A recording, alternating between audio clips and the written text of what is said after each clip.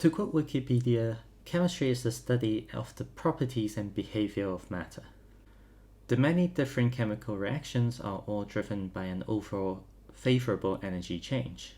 In terms of electrons, if we have a set of electrons from a high energy level going to a low energy level, it is extremely likely that it will do so. If this movement of electrons occur between two different compounds, we have ourselves a chemical reaction. In inorganic chemistry, we're very familiar with the idea that metals can lose electrons to halides and form ions. This so-called complete loss or complete gain of electrons are actually an ideal case, and most reactions does not fall within this model. A better model is the molecular orbital diagram, where two separate sets of atomic orbitals interact to form a different set of orbitals, known as the molecular orbitals.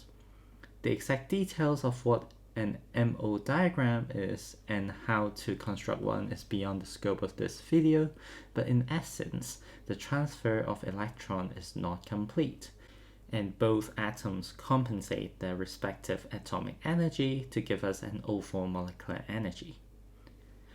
And similarly, different molecular orbitals can interact with each other and form an even more complex orbital. If you know anyone who can calculate MO diagrams interactions by hand, please let me know in the comments. For now, I'll just stick to using my computer for these calculations. Unless you're reacting to things of the same energy, there will be one side with a higher energy than the other side. This energy discrepancy is the main driving force of chemical reactions and is the core concept of this video. The side with a higher energy, we call them nucleophiles.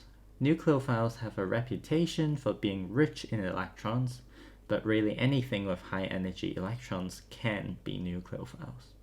The most common nucleophiles you'll come across are alcohol and amines, both of which have a lone pair of electrons.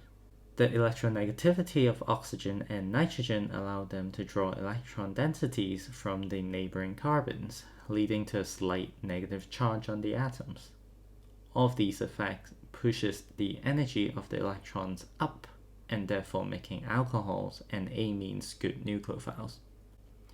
The side with lower energy, we call them electrophiles. Electrophiles are the flip opposite of nucleophiles, where they are typically low in electron densities. Functional groups like alkyl halides and carbonyls are usually good electrophiles as their energies are fairly low.